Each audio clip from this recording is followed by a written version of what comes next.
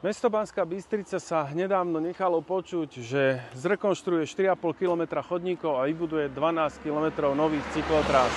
Chválim, teším sa na to, že to bude spravené. Ja sa však nachádzam na úseku, ktorý chronicky postráda chodník a ľudia, ktorí žijú v Kostiviarskej, stále chodia len okrajom cesty.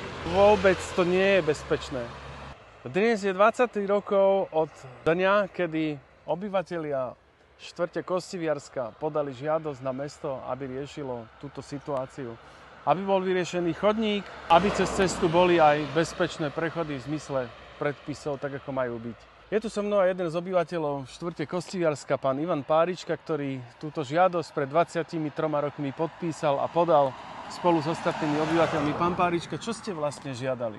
Dňa 9.4.2002 sme spolu s obyvateľmi mestskej časti Kostiviarska žiadali na frekventovanej Kostiviarskej ceste vybudovanie chodníka, priechodov pre chodcov a zníženie maximálnej povolenej rýchlosti. Túto našu žiadosť podpísalo vtedy takmer všetci žijúci obyvateľia v mestskej časti Kostiviarska a účelom tejto žiadosti bolo zvýšenie bezpečnosti a ochrany zdravia nemotorových účastníkov cestnej premávky na frekventovanej Kostiviarskej ceste.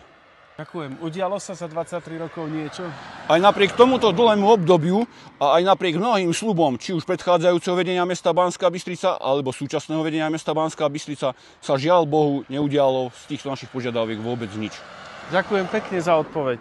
My vieme, že na chodník popri tejto ceste už bolo vydané územné rozhodnutie a vieme aj to, že žiadosť o stavebné povolenie zatiaľ podaná nebola, aspoň teda ja osobne takú informáciu nemám. Napriek tomu verím, že túto situáciu sa mestu podarí vyriešiť v nejakej dohľadnej dobe, pretože je nemysliteľné, aby sme v roku 2025 stále chodili len okrajom cesty a nemali bezpečné verejné priestory. Bezpečnosť vo verejných priestoroch je to úplne najpodstatnejšie, čo potrebujeme, pretože ak nebudú bezpečné, tak proste nebudú pre ľudí.